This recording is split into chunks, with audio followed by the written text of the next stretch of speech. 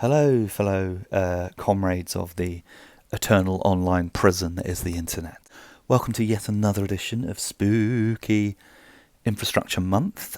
This is a little journey from Brighton Seafront down to Brighton Marina via the main trunk road along the seafront. That's right, Brighton likes to have a ugly road separating and dividing its town from its sea, like a lot of British cities. Really clever that. And Madeira Drive, which we'll come to shortly. So here's me setting off. As you can see, there's two lanes of traffic in either direction, both of which are quite fast and scary. How nice it would be if this whole area was a lovely park instead. Maybe with a tram going down in the middle and lots of trees and happy children and maybe even some skateboarders, who knows.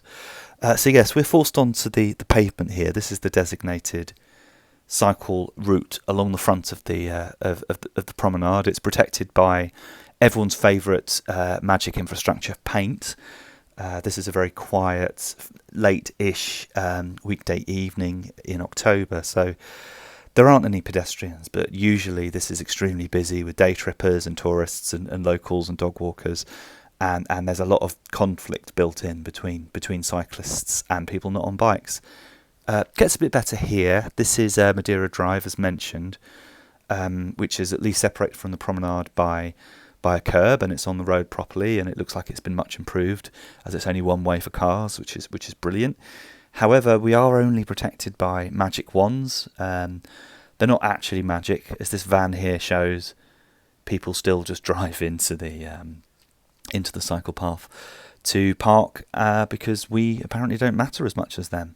And yes, he was still there when I came back the other way as well. There's going to be a rat soon, so look out for that. That's probably the most exciting thing that happens. And this is a very old and in some ways kind of gone to seed Victorian promenade, which I am led to understand is going to be improved. There's a lot of works in the offing. In fact, I might stick in here a visualization or an imagination of what Madeira Drive is going to look like when all the improvements have been done. As you can see, they're going to return it to the former glory of the 19th century, but also get men from the noughties Tumblr blog look at my fucking red trousers to ride down in the foreground. Again, this visualization looks pretty windswept. Please give us trees. We demand trees. We're pushed out here from the magic wands, and we have to go onto the road proper. But because they've sorted this out pretty well, there is really not any through traffic down here at all. We wouldn't mind some lights. Lights would be quite nice. This is pretty spooky.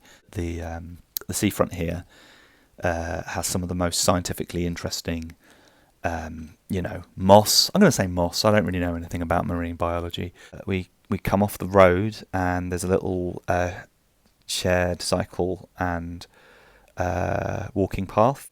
If you head up towards the left, that's Kemp Town. But more importantly, there's my rat. I'm going to call him Jacob.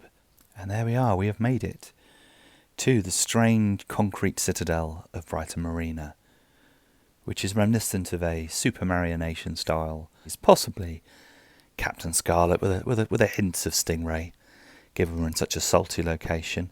There is actually an alternative route that means you don't have to go up and down. Look at that concrete. Concrete and chalk. There's a route that's still a bit of a work in progress due to building works, which takes you a little bit closer to the sea than having to go up and down that little hill. I felt like an absolute god on this entire cycle. I thought I was invincible. And then as soon as I turned round to head back towards Brighton, I realised that the wind was in my back. And, oh my goodness, the journey back took about twice as long.